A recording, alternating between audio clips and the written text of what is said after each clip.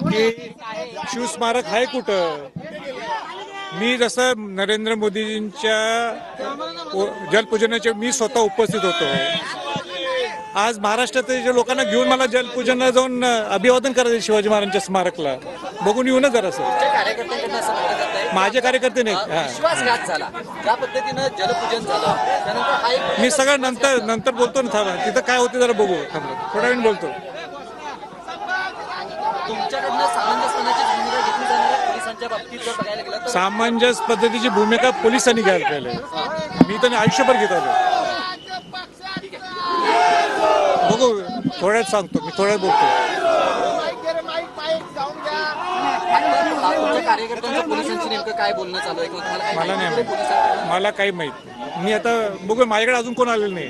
तुमच्याकडनं किती माझ्याकडं सगळं बोलतोय मी, सगळं बोलतोय मी. 5 मिनिटं मला वेळ. किती बोटी बुक करण्यात आलेल्या आहेत? सगळं बोलतो. माझ्या मनोगतामध्ये सगळं बोलतो मी. 10 मिनिटं थांबतो.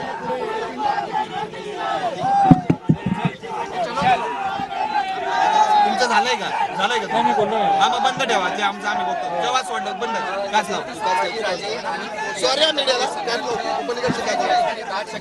पोलिसांकडनं या सगळ्या परिसरात संभाजीराजेंना पुढे जाऊ दिलं जात नाहीये. तर जलपूजन